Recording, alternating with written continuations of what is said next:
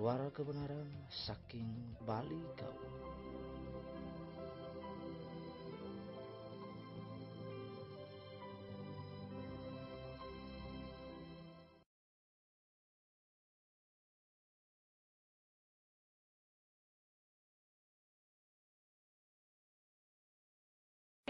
Next hari. Nah, kata counted atau temptation atau pencobaan artinya kita berbahagia. Kita harus belajar menghitungnya. Artinya menghitung proses ujian dengan sukacita sebagai sebuah kehormatan. Kita adalah nobleman. Ini adalah kurikulum hidup. The life curriculum. Kurikulum vitae menjelaskan tentang siapa kita, pekerjaan kita, education kita. Tapi kita ini kurikulum hidup. Life kurikulum, saudara. The Christian life kurikulum, saudara lihat. Kata ujian atau kata proses atau kata pencobaan, lebih tepatnya proses atau ujian. Nah, lihat, karena pengertian pencobaan ada dua. Pencobaan yang diizinkan Allah datang untuk menguji kita. Yang kedua, kita jatuh dalam pencobaan karena ketika pencobaan itu datang kita membuahinya jadi dosa. Nah, saudara lihat. Tapi kata pencobaan di ayat ini artinya hegemai. Dalam pengertian hegemai ada tiga kata. Yang pertama counted, yang kedua esteem. Nah, esteem ini artinya nobleman. Kita mendapat kehormatan untuk diuji oleh Allah, diproses oleh Allah, dibentuk oleh Allah. Karena itu kita harus belajar menghitungnya. Menghitung apa? Menghitung proses, menghitung ujian dengan sukacita sebagai sebuah kehormatan. Karena kita adalah nobleman yang diuji oleh Allah. Orang-orang yang mendapat kehormatan diuji oleh Allah, tested by God. Berikut saudara lihat Filipi, tetap di tempat. Filipi 3 ayat yang ke-8. Kita buka sama-sama. Ardi tolong buka di Alkitabnya. Filipi 3 ayat yang ke-8. 3 ayat yang ke-8. Ya. Malahan segala sesuatu kuanggap rugi karena pengenalan akan Kristus Yesus Tuhan itu lebih mulia daripada semuanya. Oleh karena dialah aku telah melepaskan everything, segala sesuatu, dan menganggapnya remisi sampah supaya I get Christ in my life. If we want to follow Jesus, we must have make accounting. Kita harus membuat perhitungan untuk ikut Tuhan Yesus. Jangan-jangan Tuhan Yesus berkata sekali dalam sebuah perumpamaan bahwa jika kita mau berperang melawan seorang raja dan raja itu datang dengan 10.000 pasukan, kita harus buat hitung-hitungan gitu. Kita tidak bisa menghadapi dia dengan 1.000 orang, 100 orang, kita akan kalah. Sama, kita ikut Yesus, kita harus berhitung dulu meninggalkan segala sesuatu. Kita tidak bisa hitung-hitungan ikut Tuhan. Oh, nanti kalau saya ikut Tuhan, saya dapat ini. Saya ikut Tuhan, saya dapat ini. No, saudara lihat. Karena itu balik lagi di PowerPoint, Rasul Paulus sungguh luar biasa. Dia bersyukur, dia menerima dengan layak, menerima sebuah ujian, sebuah proses yang diperhadapkan Allah kepadanya. Karena itu 2 Korintus pasal yang keempat ayat 7 dan ke-8 berkata, Bapak Ibu yang dikasihi oleh Tuhan, ketika aku dicobai, ketika aku dianiaya, tetap ada jalan keluar, tetap ada pertolongan daripada Tuhan. Karena aku menerima Kristus yang menjadi Tuhan Allah. Ingat baik, kita dicobai, kita cemooh, bahkan Rasul Paulus berkata, ya, kita harus belajar menghitungnya. Proses ujian dengan sukacita sebagai sebuah kehormatan. Karena kita adalah noble man. Saudara lihat. Jadi kata hegemai artinya pencobaan. Kadang-kadang proses, banyak orang mau menjadi orang, tetapi dia mengabaikan proses di dalam hidupnya. Jangan pernah mengabaikan proses. Saudara lihat proses metamorfosa dari kupu-kupu, dari ulat kepompong menjadi kupu-kupu, itu prosesnya sangat luar biasa. Dia dari ulat dulu, dari telur, kemudian dari telur jadi ulat, kemudian di dalam proses metamorfosa itu kemudian dia jadi kupu-kupu. Itu akan menghasilkan sesuatu yang indah. Kita pakai kalung emas, kita pakai gelang emas dan lain, kita pikir itu barang yang bagus. Itu dimurnikan, saudara. Dia dicampur pakai air raksa, dia diayak dulu. Setelah itu yang batu-batu, logam-logam yang tidak mulia disingkirkan. Baru dia mulai dibentuk porselen ini. Dia dari tanah liat, sesuatu yang tidak berharga, tapi diproses, dibakar berulang-ulang, dicat, dibentuk dan lain sebagainya, dia jadi. Karena itu, saudara lihat, ketika kita jatuh ke dalam dosa, kita tidak berbentuk. Bahagialah jika kamu diproses, diuji oleh Allah. Karena itu belajar menghitungnya sebagai sebuah kebahagiaan. dengan sukacita sebagai sebuah kehormatan. Balik lagi yang bahasa Inggrisnya ayatnya tadi. Ya, nah, lagi. Iya. Ya, perhatikan di sini. My brothers, count it all joy when you fall into diverse temptations. Saudara lihat. Belajarlah menghitungnya. Sebuah proses, sebuah ujian ketika kamu jatuh ke dalam berbagai-bagai pencobaan. Anggaplah, berpikirlah. Menghitungnya sebagai sebuah kesempatan diproses oleh Allah. This is the life, Christian life curriculum. Ini kurikulum hidup orang Kristen. Saudara nggak bisa ikut Yesus kalau saudara bilang saya belajar sabar. Tuhan, hari ini Tuhan berikan saya kesabaran. Sampai keluar pintu gereja saudara diuji oleh orang lain. Apakah saudara sabar? Iya, kehilangan kesabaran. Tiba-tiba Tuhan, I forgive him. Saya mengampuni dia. Sampai di luar. If someone make bitter you, apakah kita tetap mengampuni dia? Itu ujian pengampunan. Nanti kita akan lihat. Bitter people, orang-orang yang disakiti, itu gampang untuk menyakiti orang lain. Orang yang terluka, gampang hurting people. Orang yang dilukai, yang disakiti, ya gampang untuk melukai orang lain. Kalau kita tidak terima kurikulum ini dalam hidup. Next, Abi. Ya, next lagi. Ya, sudah lihat. Kemudian tadi kita sudah lihat kata menghitung. Sekarang perhatikan temptation. Kata temptation yang lebih tepat artinya ujian atau proses, the life process. Perhatikan dari kata peirasmos. Artinya putting to proof. Menempatkan sesuatu untuk diuji. Dicobai. Jesus melewati the journey of temptation. Dia melewati pencobaan 40 hari. Kalau Yesus saja yang Tuhan melewati pencobaan, apalagi saudara dan saya, harus melewati pencobaan. Putting to proof, melepaskan sesuatu untuk diuji. By experiment of good. Saudara lihat. Diuji dari hal-hal yang buruk, disiplin, provokasi dan lain sebagainya. Implication of adversity. Bermacam-macam implikasi kita dicoba. Karena itu temptation artinya proses. Lihat clear definition. Yang pertama, an experiment, attempt, trial, proving, membuktikan. Saudara lihat. 1C keren. Rebellion against God. By which his power and justice are were put to the proof and changed to show themselves. Kita dicoba, apa kita bisa membuktikan? Kita berontak kepada Allah, tapi kita taat kepada tuntunan Roh Kudus atau tidak? Kepada firman atau tidak? Kepada otoritas atau tidak? Saudara lihat. Karena itu kita harus menaruh dalam pikiran kita, dalam alam bawah sadar kita, dalam logika Kristen kita, dalam nalar Kristen kita, dalam roh kita, bahwa ketika saya dicobai, saya diizinkan oleh Allah, adalah sebuah kebahagiaan kalau saya dibentuk oleh Allah, kalau saya dicobai oleh Allah. Kalau orang maki-maki saudara dan lain sebagainya, orang bikin susu saudara, menganggaplah itu sebagai sebuah ujian hidup. Amin. Ujian hidup. Sebuah kalimat yang luar biasa namun powerful. Aku rau po-opo. Tapi ada kurangnya juga. Aku rau po-opo itu memang tulus, atau aku rau po-opo tapi dari belakang aku tikam. Nah, begitu. Jokowi kan, aku rau po-opo. Rau po-oponya benar, tapi tulus apa enggak? Aku rau po-opo. Ya kita nggak tahu namanya politik. The art of impossibility. Seni ketidakmungkinan. This day we are friend. Tomorrow we are enemy. Kita adalah musuh, saudara lihat. Next. Karena itu kurikulum yang kita baca dengan singkat dari Yakobus tadi.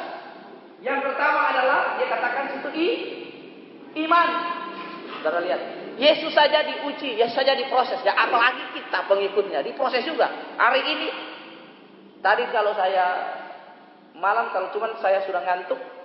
Jadi kalau saya tadi malam download video ISIS Irak itu mengerikan, saudara. Orang perempuan Irak dari suku Yazidi itu dia diperkosa. Maaf, kita susunya ini dipotong dua-dua. Ditembak dadanya, lalu salib Tuhan Yesus itu yang besar dicucu di mulutnya. Nah. Foto di sebelah, dia cantik, beautiful girl, yang di sebelah dia diperkosa. Saudara lihat, dia mempertahankan imannya, ujian. Salib Tuhan Yesus dengan Tuhan Yesus lagi begini, itu salib ditusuk di mulutnya. Diikat di tempat tidur. Gambar orang di Irak yang dibunuh, orang Kristen yang dikejar-kejar. 50.000 orang dibantai satu desa. Saudara lihat. Jadi iman. Yang pertama iman. Iman dalam Ibrani 11 artinya dasar dari segala sesuatu. Saya sudah pernah ngajar tentang iman. Dasar dari segala sesuatu dan pengharapan kita kepada Allah. Iman artinya foundation. Hal yang paling esensial bagi kita to believe to God is faith. We see God by faith, looking to the working of God by faith. We save by faith. Everything that we do in our life by faith. Iman adalah dasar dari kehidupan proses kurikulum kita. Iman. Karena itu Tuhan berkata bahwa iman itu jika kita berkata kita orang beriman. Karena itu perbuatan-perbuatan kita harus menunjukkan dari iman itu. Kan orang berkata iman tapi perbuatannya nggak ada iman. Saudara lihat. Amin. Saudara lihat. Karena itu yang pertama kurikulumnya the first step adalah faith. Yang kedua ketekunan adalah faithfully. Tekun saudara lihat. Setia. Dia taat. Karena itu Tuhan mau berkata, setia dalam perkara yang kecil, maka akan diberikan perkara yang besar, saudara. Kehidupan Kristen harus menghasilkan buah kehidupan. Supaya, Ibrani tadi berkata, supaya kita menjadi sempurna. Kita menjadi teleios. Dan tidak berkurang dalam satu apapun. Karena sudah matang, sudah teleios. Kalau kita sudah perfect, kita sudah sempurna, kita tidak akan berpikir tentang banyak hal. Karena dasar foundation iman kita tuh sudah kuat. Iman sudah kuat, sudah saklek, sudah hakiki. Tidak berubah fondasi, ini tidak berubah. Maka ketekunan, tahan uji dan buah yang matang. Itu akan menghasilkan kehidupan Kristen yang sempurna. Disitulah kita akan melihat bentuk-bentuk campur tangan Allah. Percaya kepada Allah. Melihat hal-hal yang luar biasa terjadi. Karena kurikulum itu sudah dilewati. Ini sudah tingkat profesor, sudah lulus SMA, sudah sarjana ini. Teleios, sempurna, perfectly. Seperti coklat Tango itu. Numero uno, perfecto. Nah, atau bahasa Inggrisnya bilang, yummy, enak. Delicious, saudara lihat. Sempurna. Karena ini kurikulum. Dari iman kepada ketekunan. Ketekunan kepada tahan uji. Buah yang matang karpos. Dan kesimpulannya atau summarize-nya adalah sempurna dan tidak berkurang satu apapun. Saudara lihat ini kurikulum hidup Kristen. Next Ardi. Ya. Karena itu keraguan sering menyebabkan kita menjadi tidak setia. Kita sering meragukan Tuhan dalam hidup kita, Bapak Ibu Saudara yang dikasihi oleh Tuhan. Saudara lihat rakyat, mereka menghinanya, mereka menyalibkannya, mereka melupakan jasanya. Saudara lihat, when Jesus entering the city of Jerusalem, the flock people come around him and they shouting to him, Hosana, Hosana, pujilah dia yang datang dalam nama Tuhan. Besok mereka berkata, salibkan dia, salibkan dia.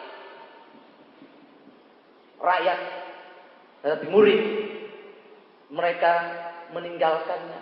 Mereka jadi tidak setia. Mereka ke profesi yang lama. Kita lihat. Kenapa kita tidak berbuah-buah dalam ketekunan?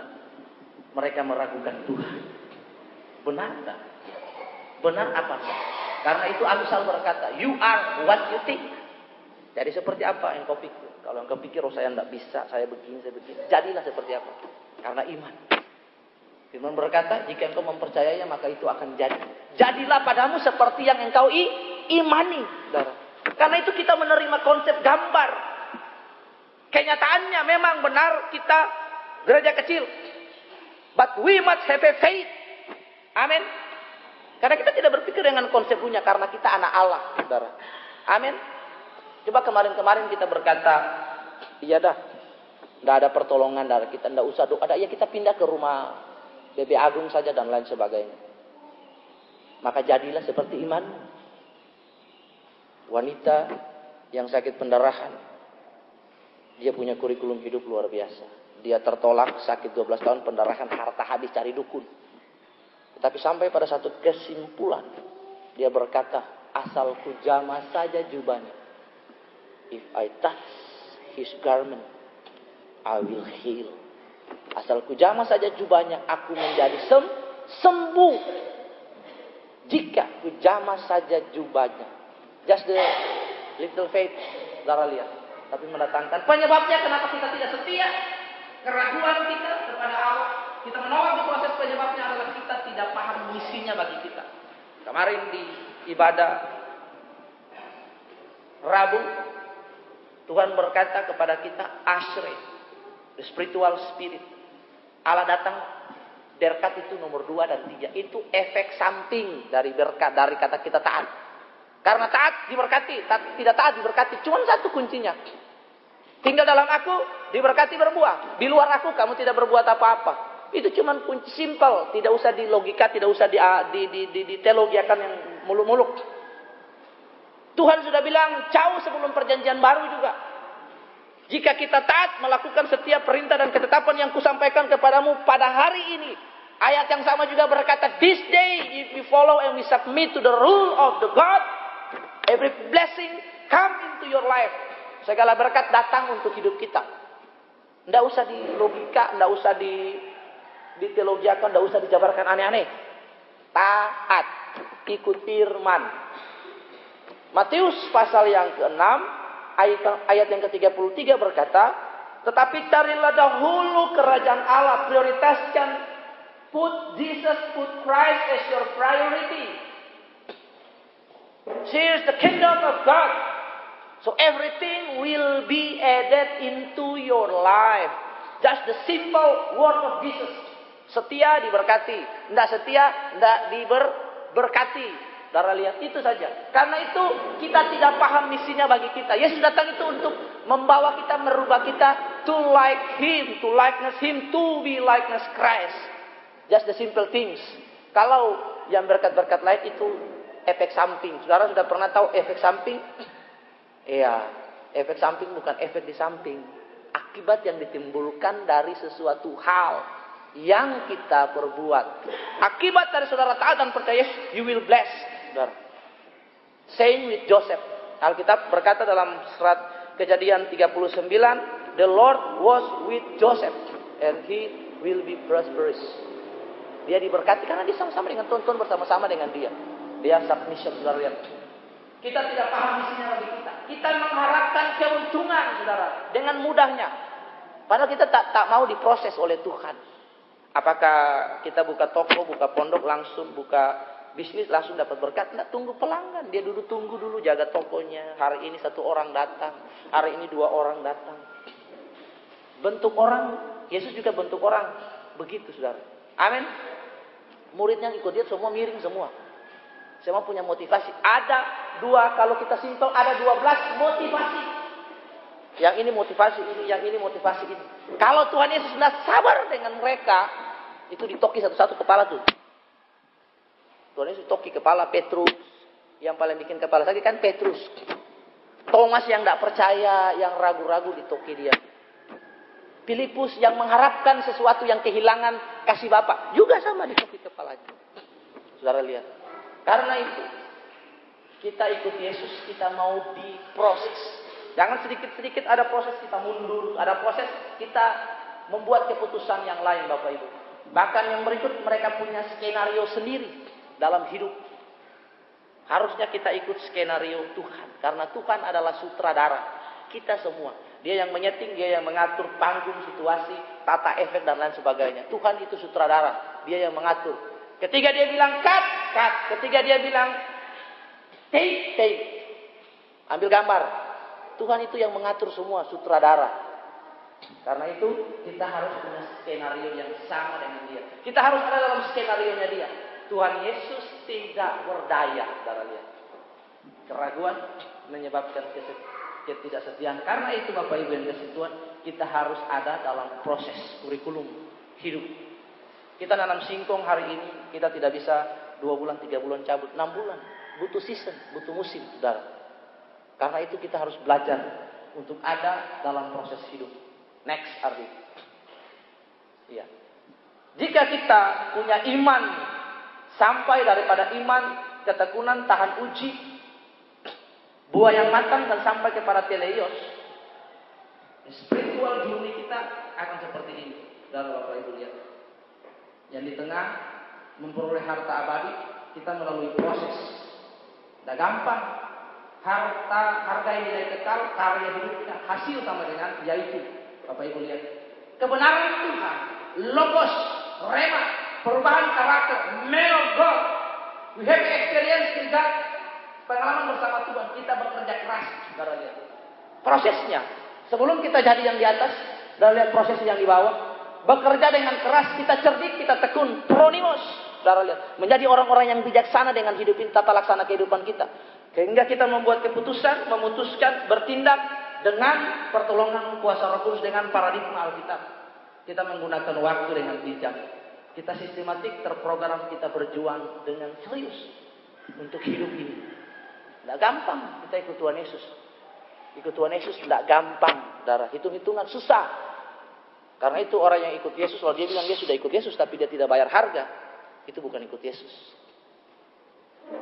Dia biasa, hanya ngaku Yesus saja. Ketika ada pencobaan datang, bisakah dia setia? Ada proses datang, bisakah dia mengampuni? Nah, kita lihat next. Karena itu harus ada biaya yang dibayar, Bapak Ibu. Karena lihat, hadirkan Tuhan dalam hidup gereja. Dari mimbar ini, saya berdiri, saya menyampaikan kebenaran. Saya sampaikan firman-Nya. Tidak subjektif. Tapi ayat kemarin, Bule mengajar, keren sekali. Memang iya. The knowledge of man. Dia berkhotbah dari A sampai Z. Tanpa membuka satu kata pun firman Tuhan. Sebagai landasannya. Karena orang barat pikirannya sudah terkorupsi. Saya tidak percaya orang barat untuk teologianya. Saya percaya Roh Kudusnya Tuhan. Ada banyak orang Indonesia yang pintar-pintar, yang hebat-hebat. Dia datang, dia mengajar. Orang Indonesia, yes, haleluya, amin, amin. Sebentar dulu. Jika hamba Tuhan mau terkenal, siapapun kalau dia berdiri di atas dan langsung khotbah tidak buka Alkitab sebagai dasar, jangan dengar dia. Alkitab menjadi dasar satu-satunya. Kepadanya kita berpedoman. Kepadanya kita mengarah. Dasar Alkitab dan Alkitab tanpa Alkitab bukan kebenaran. Karena hanya firman Allah yang merubah hidup manusia. Olehnya. Firman Tuhan dalam 2 Timotius pasal 3 ayat yang ke-16 berkata, semua yang diilhamkan Allah adalah firman Allah yang berfungsi merubah hidup, menegur dosa, menyatakan kebenaran, merubah manusia kita. Jadi kalau seseorang berdiri dan tidak mendasarkan pelayanannya atas firman, khotbahnya atas firman, salah. Seseorang berdiri di mimbar ini, dia mengawalinya, dia membukanya, dia menutupnya dengan Alkitab, firman Allah sebagai dasar yang hidup. Itu berkuasa. Karena firman mempunyai otoritas untuk mencipta segala sesuatu yang tidak ada. Jadi kalau dia berdiri dan dia tidak menyampaikan firman sebagai dasar, ada dalam Alkitab firman Tuhan, apa yang disampaikan? Kosong. There's no power. Kita kalah sama orang-orang muslim. Ketiga, dai, ustadz mengucapkan dakwanya, dia selalu mengutip hadis Nabi. Padahal hadis Nabinya tidak berkuasa. Kita punya lebih berkuasa daripada segalanya. Lebih hebat, lebih dahsyat, lebih luar biasa. Kenapa kita tidak mengutipnya? Firman Allah, Yesus melawan iblis juga dengan mengutip ayat Alkitab. Perhatikan dia tidak nengking. Terakhir dulu baru dia nengking. Ada tertulis. Ada tertulis. Ada tertulis. Ada tertulis. Ada tertulis. Jangan pikir bule lalu saya percaya gampang. Entar dulu. Baca Alkitab dulu. Sebagai dasar. Membuka supaya jemaat tahu. Dasar Alkitab. Hari ini kita baca apa? Dasarnya apa? Buka dengan Alkitab, tutup dengan firman Tuhan. Ayat yang memerdekakan orang. Bukan khotbah intelek, teologi. Firman Allah. Boleh teologi, tapi firman Allah yang dikutip. Bukan firman-firman yang lain. Karena Tuhan menjadikan langit dan bumi dengan berfirman. Yesus menyembuhkan orang dengan firman. Mengusir iblis dengan firman. Yohanes berdiri di pintu gerbang anak domba dan berkata, emas dan perak tidak ada padaku, tapi di dalam nama Yesus orang Nazaret itu bangkit dan berjalanlah. Firman. Yohanes 1 ayat 1 berkata, pada mulanya firman itu bersama-sama dengan Allah dan firman itu adalah Allah. Jika kita berpegang pada firman itu, kebenaran itu, kita dimerdekakan. Yesus melawan kuasa kegelapan pada the first day before his ministry. dengan firman ada tertulis. Itu dasar, itu legalitas. Hukumnya mana? Hukumnya mana? Hukumnya mana? Jika ada tertulis sesuai undang-undang, kita menang. Karena legalitas. Iblis nuntut kita. Oh, itu nggak ada peraturan, dia melawan juga. Karena itu harus tertulis. Firman Allah. Memulai dari sini membuka dengan kebenaran firman Tuhan. Ada dasar Alkitab. Karena ini dia khotbahkan firman Tuhan, bukan firman dirinya, bukan yang lain, bukan pengajaran yang lain. Dia sampaikan kepada jemaat firman Allah. Karena itu harus membuka Alkitab. Entah itu Alkitab yang kita pegang, manual, atau yang di firman Tuhan yang kita sudah tulis. Tidak jadi masalah. Yang penting mulainya dengan otoritas Alkitab sebagai sumber yang sahih, otoritas mutlak, tidak boleh dibantah. Apapun itu. Mau mulai dari mana? Mau khotbah kematian, kebangkitan, khotbah kelahiran, khotbah apapun. Dimulai dengan firman. Karena firman itu memerdekakan kita. Dan orang datang untuk dengar firman. Bukan dengar ocehan kacang goreng. Amin. Saudara lihat. Korban Tuhan Yesus yang sebelah pikul salib. Seluruh hidupnya kesucian. Belajar kebenaran. Menangkap esensi yang paling penting. Kita meneladani Tuhan. Harganya kita pikul salib. Proses tadi. Karena itu kita nyanyi lagu. Salibmu. Salibmu. Yang ku muliakan hingga dalam surga kelak ada perhentian. Ada lagi lagunya. Karena salibmu ku hidup, karena salibmu ku menang, engkau yang berkuasa sanggup untuk melakukan mujizatmu di hidupku. Everything by cross, everything by faith to Jesus. Harga yang harus kita bayar untuk kita mau berubah di proses dalam kurikulum. Orang ke toilet bayar, bro. Belanja bayar, emang pakai daun. Semua bayar, SPP bayar. Mau anak panti asuhan, tidak panti asuhan, bayar. Sekolah SPP. Enggak ada pilih kasih. Semua bayar. Amin. Dunia saja bayar. Apalagi ikut Tuhan. Bayar harga. Bahkan nanti ujung-ujungnya nyawa dibayar. Saudara lihat. Kita bukan jadi orang Kristen gampangan. Berikut. Nah, ini yang Kristen gampangan. Sudah tua bangka, tapi minta maaf. Ya, oke. Sudah lihat. Stop, dia kasih stop. Ya. Ma'amah. Ayo. Oh, ma'amah. Jangan pas ma'amah langsung dihilangkan. Ma'amah. Ayo buka mulutnya. Ibu suapin. Ma'amah. Lihat anaknya sudah besar. Gondrong, tato lagi. Kita harus bertumbuh dari bayi rohani kepada anak-anak dan pada kedewasaan rohani. Asupan gizi dan makanan rohani tentunya berbeda. Saudara lihat. Karena itu kita harus bertumbuh. Iman kita harus dewasa. Menghasilkan buah pronimos. Diuji tekun. Tahan uji berbuah. Next. Iya. Lihat. Setiap saat kita dihadapkan. Ini. Saya tulis cepat-cepat tadi malam. Dengan beragam ujian bagi kita. Contoh kita lihat aja. Ujian Yusuf dengan cepat. Pertama dia ujian ketaatan. Dia taat kepada bapaknya. Ketika bapaknya suruh dia, Yusuf, go to the desert. Pergilah ke padang jaga domba bapaknya. Harusnya logika kita baca, ketika kita baca Alkitab, kita memaksimalkan pikiran kita baca lalu kita bertanya. Kenapa ya? Bapaknya tidak suruh Ruben, Simon, Lewi, Yehuda, Isaskar, dan Sebulon, Naftali. Tapi Yusuf, ya anak bungsu. Kenapa? Harusnya kan orang yang sudah dewasa. Mereka tidak memiliki submission, tidak memiliki ketaatan untuk menjaga harta bapaknya. Yang kedua, dia diuji, dibuang atau pit test. Pit itu sumur. Ujian sumur, dia dibuang ke dalam sumur. Dia melewati prosesnya. Yusuf. Ujian tanggung jawab. Dalam penjara dia, walaupun tahanan tapi dia bersihkan selnya. Kepala penjara lihat kok dia rajinnya. Diangkat. Lara lihat. Kemudian ujian Potifar. Dia ujian Potifar, saudara lihat. Tante Poti goda dia. Bagi orang normal itu gratis. Oh, tante yang ajak. Orang juga ndak lihat. Gratis lagi. Nah, tante orang-orang Mesir waktu itu badannya dirempah-rempahi Mesir, saudara. Wangi-wangi minyak harum lain. Seperti ratu Mesir yang terkenal Cleopatra, saudara lihat.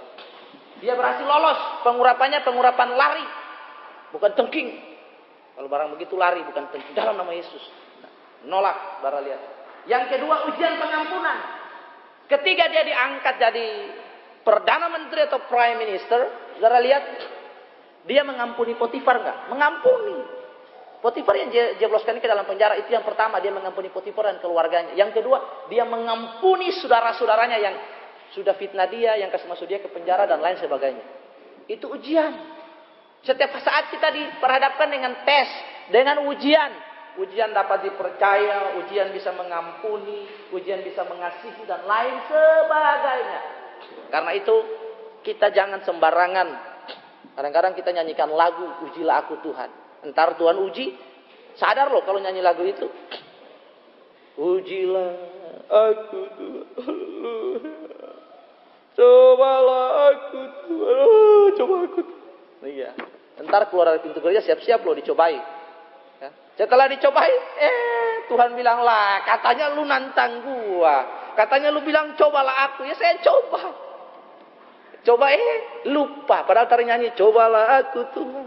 Selidiki.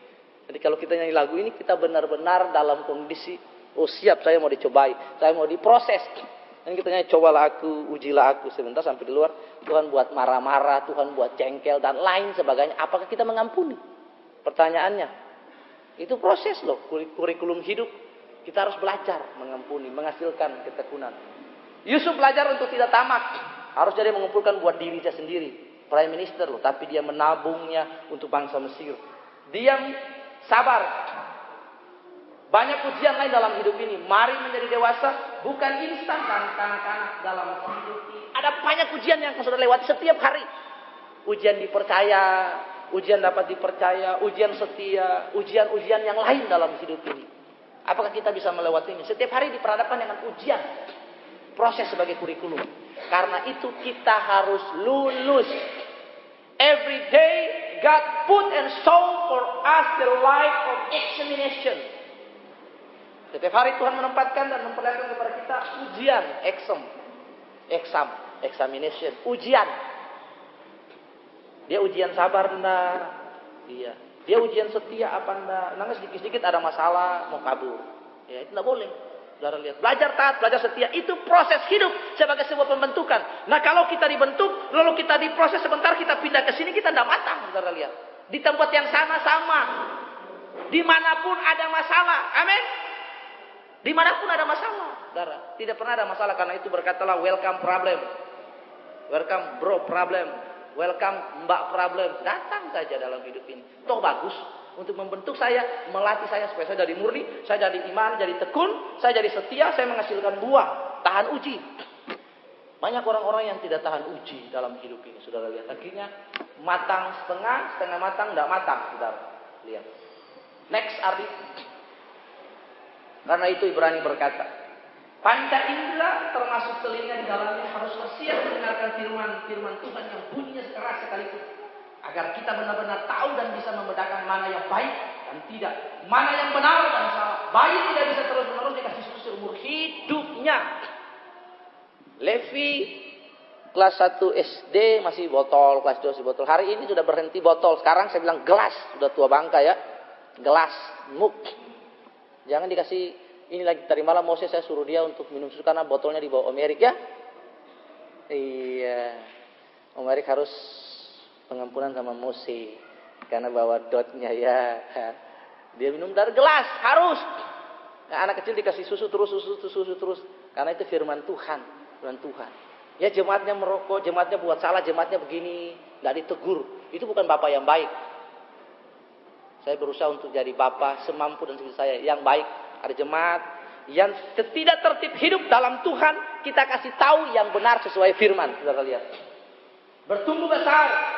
Untuk kita di pos kurikulum hidup iman, menjadi tekun menjadi keras. Kita harus bisa setiap saat menerima proses pembentukan. Sekalipun firman itu keras bagi kita. Karena memang untuk kebaikan kita. Karena manusia sudah terbiasa di otaknya menolak hal-hal yang baik. Dia punya sistem pertahanan tubuh dalam diri manusia. Namanya mechanism self human defense. Karena itu manusia tuh dalam tanda kutip manusia suka membela diri. Itu pertama, dosa pertama ketiga manusia jatuh dalam dosa. Dosa yang pertama adalah skip God. Katakan skip God. Itu suka mengkambing hitamkan orang lain. Lihat, Allah bertanya, Adam, mengapa engkau berdosa? Harusnya Adam kan hari itu berkata, Tuhan, this is me, saya salah. Itu sudah cukup. Kalau dia berkata, saya salah, habis perkara, Tuhan lakukan hal yang lain. Tapi dia berkata, Tuhan, the woman that you put in my side, he touched. Oke Bimas, saudara lihat.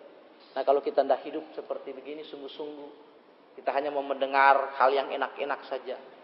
Tidak ada teguran. Bagi saya tiba-tiba. Kita tidak tahu kapan Tuhan datang. Bisa besok, bisa hari ini, sebentar malam, kapanpun. Jadi kalau saudara siap hari ini, pakaiannya terlepas semua, tinggal tubuh naik ke atas seperti iklan live itu ya, minute live rokok itu, dia terbang ke atas. Saudara lihat. Kita selamat. Seorang bapak yang baik, dia tahu anaknya main api, dia kasih tahu itu salah, mau minum racun dia kasih tahu itu salah. Karena itu dewasa, kita belajar terus, kita makan yang keras-keras. Besok-besok orang mau tersinggung kita, orang mau bikin apa, kita nggak gampang tersinggung. Amin. Amin. Berikut. Nah, yang sering merusak kurikulum kita adalah kompromi. Kompromi yang merusak itu di bawah, lihat tak selamat, tak kenal Tuhan yang sejati, buta kebenaran, umat tersesat. Akibatnya itu artinya Kristen tanpa jiwa, tanpa esensi. Kristen modifikasi, tambal sulam. Yesus yang lain, semangat zaman, hanya seremonial ibadahnya. Lihat. Orang Kristen seperti ini masih menoleh ke belakang. Amin. Iya, masih noleh, akhirnya nyungsep juga. Kita lihat. Nggak tahu ini di mana, di jalan mana, di sebelah sini Dawaru kayaknya. Kita lihat. Mantap toh? Jatuh. Nah, harusnya jalan, harusnya dia salah, dia kalau tahu lubang dia lompat. Nah, ada lagunya. Ya, kan dia berjalan ya. Dia nyanyi jalan serta Yesus, jalan sertanya setiap hari, jalan dan rumah, jalan kan begitu. Ini jalan serta Yesus ke bawah. Empat mau sekolah, lihat. Aneh. Kompromi yang merusak. Jangan kita mengikuti pola ini. Next Ardi, dengan cepat. Ya. Lewat aja ini. Karena itu hal yang paling mutlak bagi manusia. Bagi kita yang mengerti, yang paham, kita mengutamakan Tuhan. Hati, jiwa, akal budi, sepikiran, perasaan, mengasihi Allah mau jadi terang. Jadi kekasih Tuhan, kita menghargai diri sendiri. Yang berikut, yang tidak mengasihi dunia, sahabat dunia, umbar kedagingan, keinginan daging, keinginan mata, keangkuhan hidup, kita menjadi musuh Allah, kita tak hargai diri kita kemarin. Jika kita tidak bersama-sama dengan Allah, kita menjadi musuh Allah. Jika kita tidak berkumpul bersama-sama dengan Dia, menjadi friend, menjadi geng, maka kita menjadi musuhnya Allah. Saudara lihat, karena itu yang paling penting bagi kita, yang paham, yang mengerti, yang bijaksana, yang pronimos, kita mengutamakan Tuhan. Ini proses kehidupan, saudara lihat. Kurikulum hidup. Kita dibentuk supaya kita jadi bagus. Saudara lihat jas ini dari potongan kain, tapi dijahit. Emas yang ada leher gelang yang kita pakai, semua yang kita gunakan. Itu bagus, tapi dibentuk, diproses. Tapi kalau saudara jadi emas, itu dibakar gini loh. Disiram air lagi, dibentuk lagi, dibakar.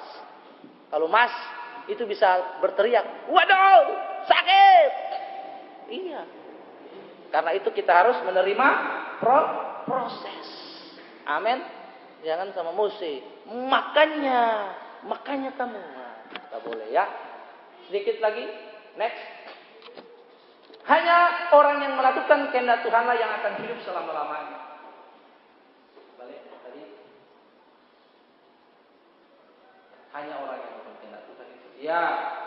Jika memang masih ada yang tidak benar dalam perbuatan kita, terimalah dengan lapang dada dan rasa syukur teguran-teguran yang keras sekalipun.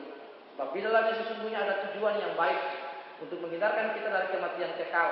Ingat pula bahwa kita perlu memuji segala pengajaran yang kita terima seperti Alkitab. Pujilah segala sesuatu dan kita pegang yang baik. Bapak Ibu Saudara yang dikasihi oleh Tuhan. Jadi mari prinsip ini, kurikulum hidup Kristen ini dari iman. Kita melangkah dengan memulai hidup Kristen dengan believe God, receive Jesus Christ dengan iman, saved by faith, percaya karena keselamatan yang kita dapat bukan hasil usaha kita, karena kita percaya kepada Tuhan. Setelah kita punya dasar, kita punya fondasi, sudah ada rumah rohani kita, Ka'bah rohani kita melangkah dengan berjalan mengikuti Yesus setiap hari. Dalam perjalanan itu ada ujian. Proses hidup kita menerimanya sebagai sebuah kehormatan, bagian dari pembentukan Allah buat kita, supaya kita tetap tekun. Setelah kita tekun, diuji lagi. Kita tahan uji, setelah tahan uji kita menghasilkan buah. Setelah